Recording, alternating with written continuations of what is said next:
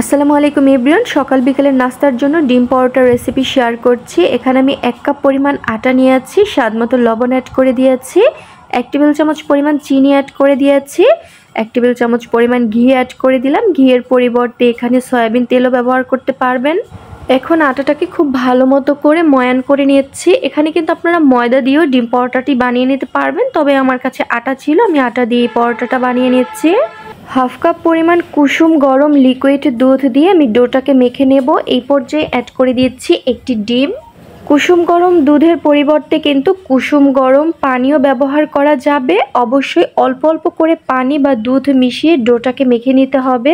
যেহেতু এখানে আমি ডিম দিয়েছি, তো হাফ কাপ দুধ কিন্তু পুরো লাগেনি। আমি অল্প অল্প করে দুধ নিয়ে পারফেক্ট একটি ডো তৈরি করে নিচ্ছি। ডোটাকে এখন আমি 5 থেকে 7 মিনিটের মতো একটু রেস্টে দেব। চাইলে কিন্তু আরও বেশি সময় রেস্টে রেখে দিতে পারেন, তবে আমি 5 মিনিটের মতোই রেস্টে রেখেছিলাম। এখন পরোটাগুলো বানিয়ে নেব। দেখুন ডোটা কিন্তু অনেক সফট করে মেখে নিয়েছি।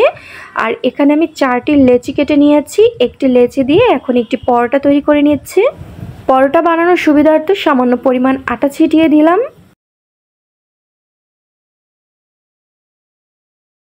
পরোটাটা যখন এরকম গোল করে বানিয়ে নিয়েছি, ভাঁজ করার আগে আমি দিয়ে দিচ্ছি সামান্য পরিমাণ ঘি।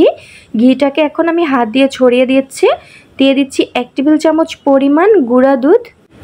আর গুঁড়া দুধের পরিবর্তে কিন্তু এখানে আটা বা ময়দা দিলেও চলবে।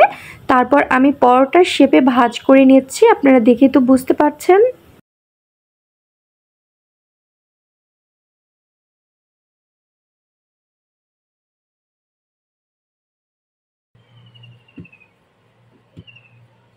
একটি পরোটা বানানো হয়ে গেল। এখন আমি সাথে সাথেই ভেজে নিচ্ছি। পরোটাগুলো কিন্তু বানিয়ে অবশ্যই রেখে দেওয়া যাবে না, একটি একটি করে বানিয়ে সাথে সাথে ভেজে নিতে হবে।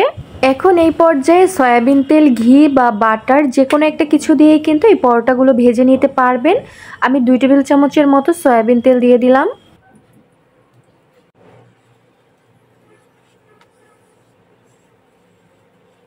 এপিটোপিট করে 3 থেকে 4 মিনিটের মতো আমি পরোটাটা ভেজে নিয়েছি। আর খুব সুন্দর কালার চলে এসেছে কিন্তু পরোটাটির। এখন আমি তুলে নিচ্ছি। একইভাবে বানিয়ে সবগুলো পরোটাই আমি এক এক করে ভেজে নিব।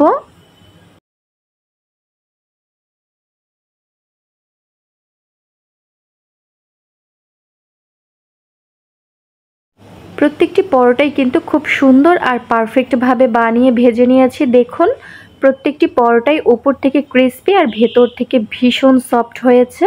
আর খেতেও কিন্তু ভীষণ মজার হয়েছে। মাংস, ডাল, সবজি বা দুধ চায়ের সাথে এই পরোটাগুলো পরিবেশন করতে পারেন। আশা করছি রেসিপিটি ভালো লেগেছে। আজকের মতো এখানেই বিদায় নিচ্ছি। সবাই ভালো থাকুন। আল্লাহ হাফিজ।